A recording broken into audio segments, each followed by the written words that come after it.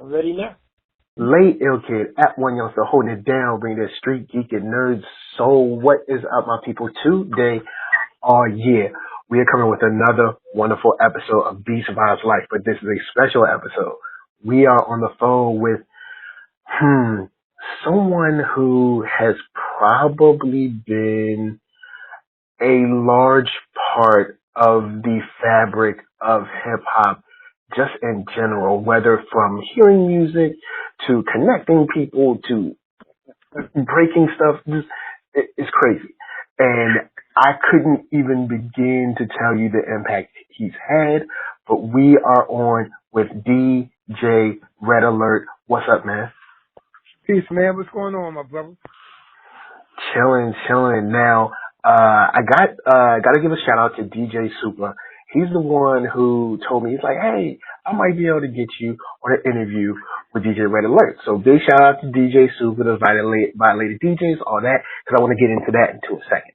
But okay, some people, you know, there might be a lot of new school heads or whatever. They might not know who DJ Red Alert is. Who is DJ Red Alert? Well, big up to everybody that's spending time listening. My name is DJ Red Alert. I'm one of the pioneers of the beginning era of hip hop.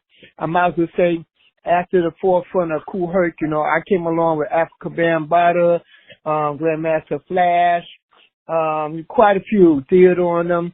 And what I have learned to do is to emerge from the era I come from to be involved with radio, to be involved with recording, to be involved with producing and presenting new artists. Well, you know, they current artists now, but you know, and I still maintain to the purpose of what I'm involved with, as I still do radio myself.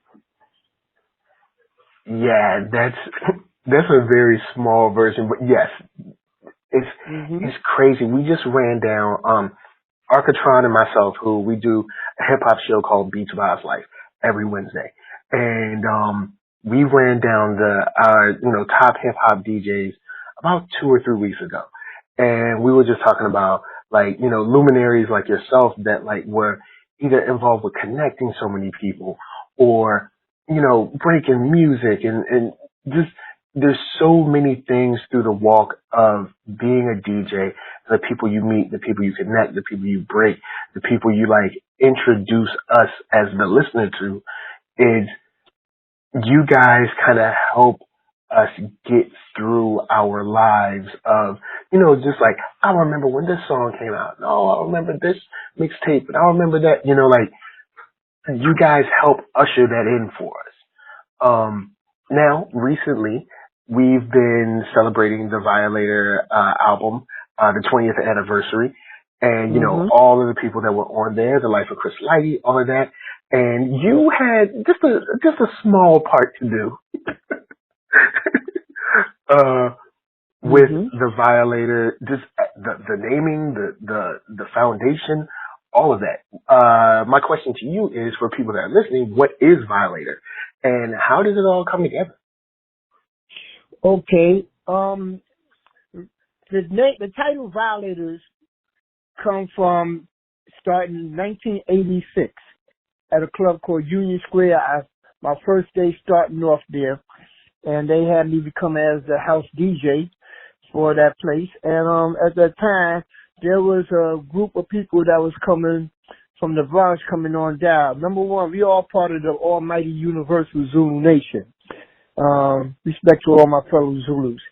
So when they saw I was starting to become into my own, having my own club, as I was already on radio, a portion of them had came on down, and they were saying, "Bam, send us down here." But I already read between the lines that they ain't send them down. They were taking upon this. So I said, "Well, come on in." But at the same time, they was showing out in their own, and they was going ahead and pushing some people around, and when it came to some females, they're pushing them to the side, take over the females. I said, "Yo, man, y'all can't be doing this. Y'all gotta stop that, man. Y'all violating." And that's how the name Violators came in place. Because I said, you're always violating. Why you always violating? And one thing led to another, and they kept that title. And, you know, a couple of them had pulled off, but then here come a couple more that the same thing, bam, sent us down here. I said, come on in. And, you know, they all learned how to assemble and be a part of the team. And we was all together as one unit.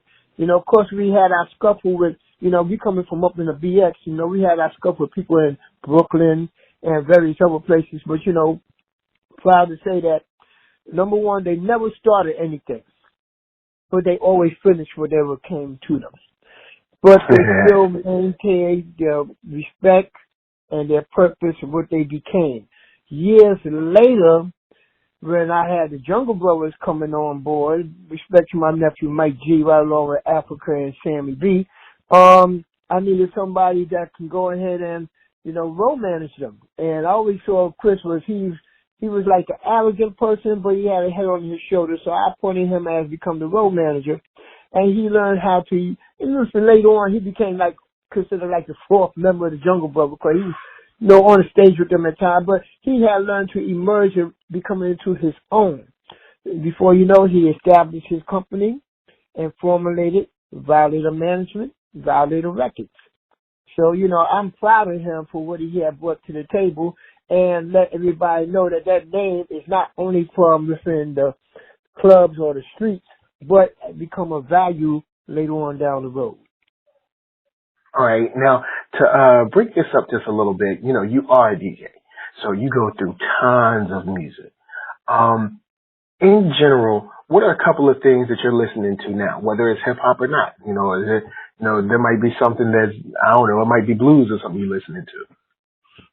I always have been an open-minded person when it comes to music. You know, I grew up in the household of my grandparents. You know, my grandparents is from the West Indies, so, you know, here it is.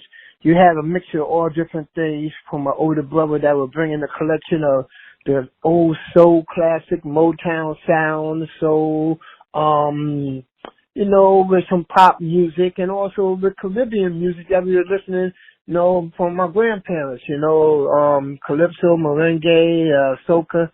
So I always learned to be open-minded, and so when I started becoming into a DJ, I still had that same mindset. And also being down with Almighty Universal Zoo Nation, they had the similar idea of, you know, you don't have to be spearhead upon one certain sound. You can be open-minded to all different sounds, and I still like that to this day. Cool. That's what's up.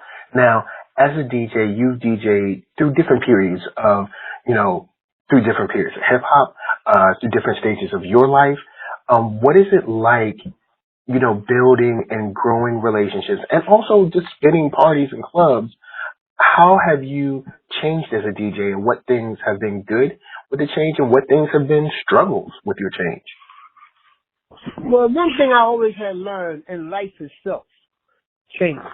Things not going to stay the same forever. We all may see things now that we haven't seen 10, 20 years ago, but you have to adapt for what's going on. You know, we living in the viral social media world, which, you know, none of that took place, but you have to learn to accept what's coming in before you, because, you know, you don't accept and you being stubborn about it, before you know, you left behind. You know, you become your own dinosaur. So you have to learn to adjust. And that comes to the same thing when it comes to sound. Of course, the sound of music is way different compared to what it is in the past, but you have to be open-minded to accept to whatever comes through. Now, you don't have to like everything, but you can justify to whatever it is that you see that can work for you.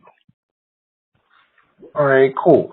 Now, with DJing at the time, you know, like 1986, can you kind of explain or describe just the energy at that time? Because, you know, being someone who just looks at it, you know, like, you know, from on the outside looking in, like, oh man, it was just so amazing, you know, like all these artists were meeting each other and things like that. What was the energy like at that time? Like, was it always like you guys knew, like, yo, this is so great, these are the great, you know, this is a great time, or were you like still like, I don't know how this is going to work out?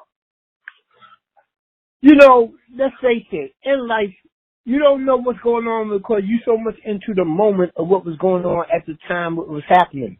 But you kind of foresee where it was going down the road. So when I'm coming from the beginning era before there was rap, quote unquote, rap records being made, where we was just doing it in the parks and doing it in a little hole in the walls until the recording field. And then, you know, now it's still brand new and trying to be accepted. You know, people are a little confused with it. And then, you know, it's stepping within towards communication where some of the music within the early 80s start to, you know, be impressive, you know, and by the time it came to mid 80s, you know, now some of that with the help of various artists and groups kind of made it come into the mainstream. So, you know, I'm just giving an example, like when you had a Run DMC that did various records in the mid 80s, you know, middle America is now learning to accept because they heard so much about it and didn't understand it. But now when they see and hear and feel what it is, they learning to accept it. So that's one thing I have learned to move along with the I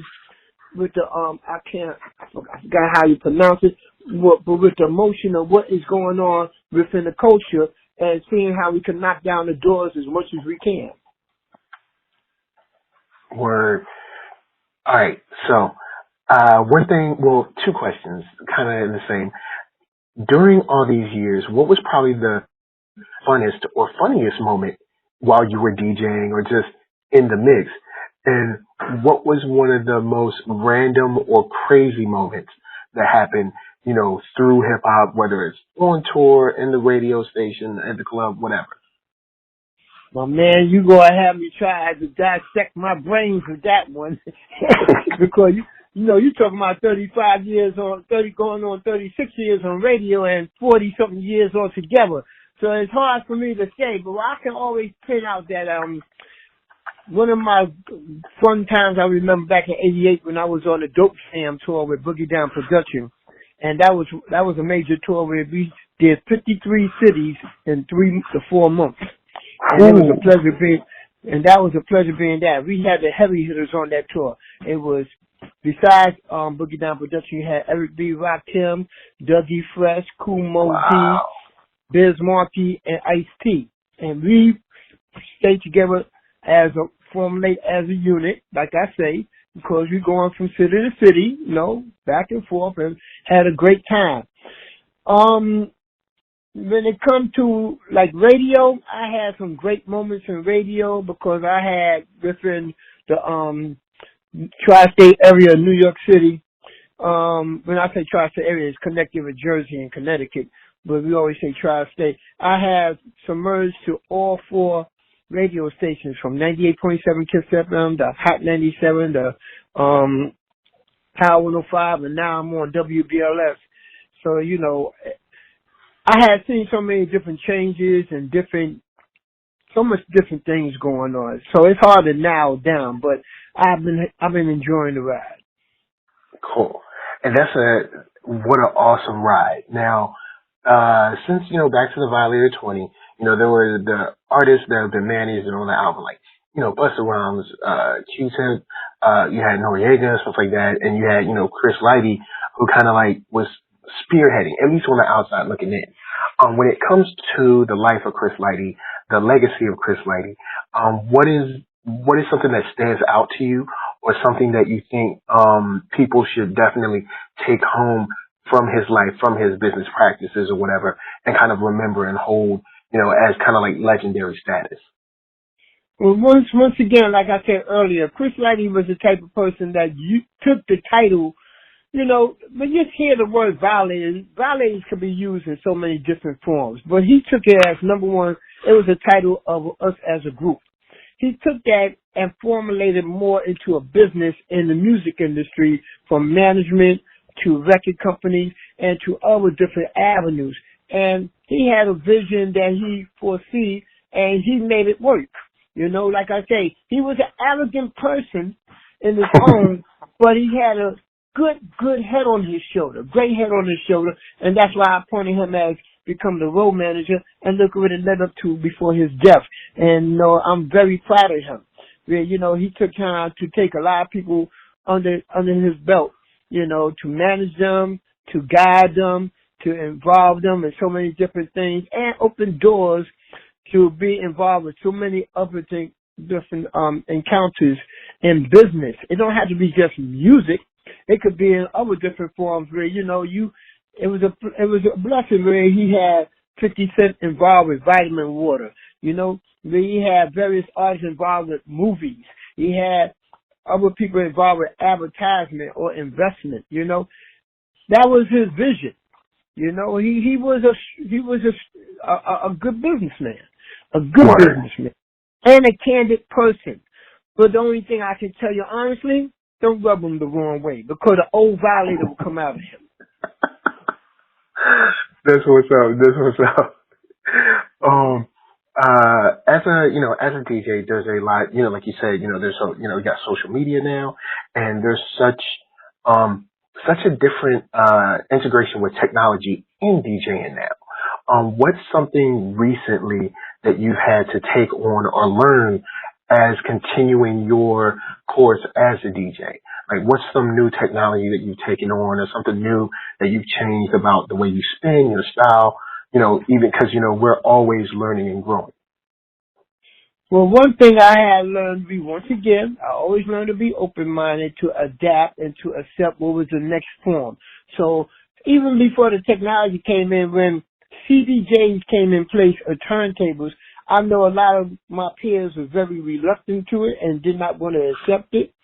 But I had to upon myself to learn it, because after a while, when you was going to various places, quote unquote clubs or different venues where you hired to play for the evening, you don't have turntables before you. You got CDJs.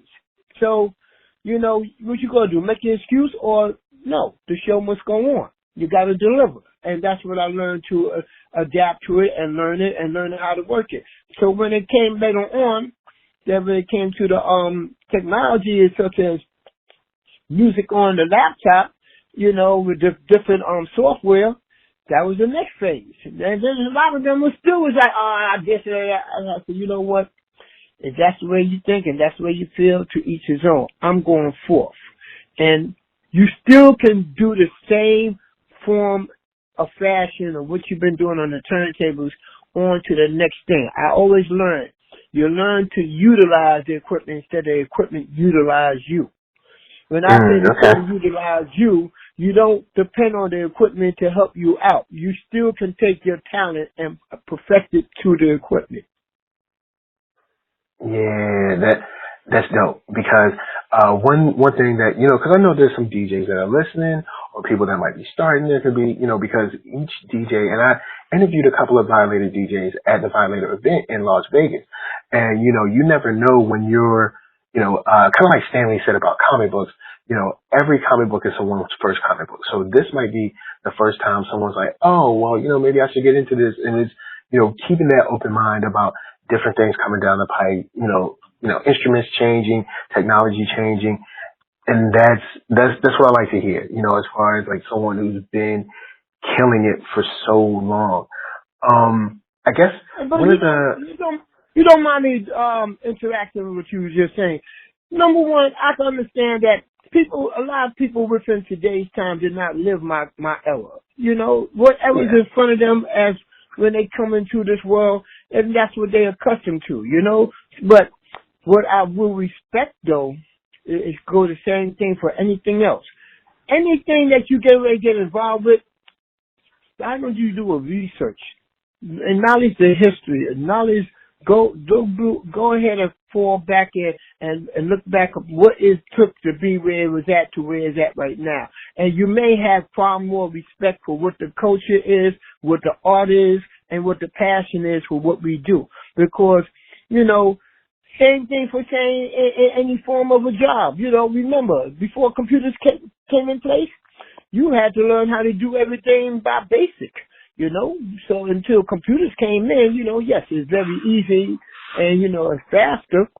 For example, I remember when I was DJing down in Atlanta, and I was on my computer, and, you know, I quickly was getting ready to go into a commercial, and the guy said, yo, man, just do this, just do that. I said, no, I don't want to do it. Why not, man? If it's better for you, it's easier for you. I said, yeah, because that's the way you looking at it. I don't have a problem going the way I've been doing it. If it haven't been broken for me, why should I adjust it to something different? If that's what it is for me, then I'm comfortable with it. I know what you're saying, and I respect what you're saying, but this what worked for me. So, that's what it is. It's whatever's in front of them they are accustomed to because they didn't live what you lived through to learn how to make it happen. Makes sense. And that's even good because no matter how old you are, like you can be, 10 years old right now, you're going to get to a point where something new comes along and you're going to be like, I don't know. You're gonna be like, I don't know if I want to do that. That's too new. But I got I guess two more questions. One, since you're on here, NERDSoul, we do hip hop and geek. So my question to you is, who is your favorite superhero or supervillain, and why? Wow, that's quite a question. Wow. Favorite superhero. Wow. I think in my time growing up, I think it was Daredevil. I used to like Daredevil. Yeah, Daredevil was my man. Villains, I wasn't following villains that much, even though I know some of them had became popular. But I know for superheroes, Daredevil was my guy. So Daredevil's the dude. Yeah, because I probably was amazed by his sensitivity as a blind person and learn to, utilize it the best what he was a man at that time to me. So, you can learn that you can go ahead and defend and win without sight. That's what's up. Yeah, Daredevil's that dude. Now, my last question is, you've been a DJ and you've been involved with pretty much every level of hip hop. And in my opinion, OG, part of the fabric of the history of hip hop. When people talk about, it's just the oral history of bringing out people that were so instrumental. When it comes to, I guess, when you want to sit back and say, this is what I want my legacy to be. What do you want your legacy of DJing or hip hop, representation to be? I would like for everybody to acknowledge me as being a true person to the culture, a true person to the music, a true person to my peers, younger, older, no matter. I'm a people person. I learn to join to everybody. It doesn't matter at what level you are. I don't care if you was at the level right sitting, that you had to sit right next to the custodian to where you could sit right next to the president. I'm going to treat everybody the same way. That's what's up. Well, I guess before we get out of here, I want to give a shout out to Arckatron. He is my co-host for this show. Unfortunately, he couldn't be here, but he is the man, producer extraordinaire. Check him out. Arckatron, ARCKATRON, and also a big shout out to the Violator DJs in general, but also to DJ Supa, who set this up. DJ Red Alert, do you have any shout outs? Well, I gotta say respect to the Violator DJs because I respect how they still carry the name Violators, according to where their standards is at. Respect to every one of them that's under the behalf of Violator DJ. My man Supa, that's my guy. Good dude. Very respectful right along with the rest of them. Respect everybody that believes in me all the years I've been DJing. If you heard me one time, you heard me all the time, you heard of me, but you have a sense of learning more, you can go and look me up, on my social media, at Kool DJ Red Alert. That's cool with a K. Social media consists of Twitter, Facebook, the Gram. The Gram. Yeah. Also, I have a Mixcloud account where you can hear all different variation of mixes I have of the past and the present. Just keep it moving, man. Loving what I do. And to me, when it comes to being an entertainer, there has no age. If I could still see there's people who been entertaining right before my eyes is open and they still on that stage, I can't keep on DJing. That's right. Like, as long as you can do it, as long as the passion and the ability is there, go ahead.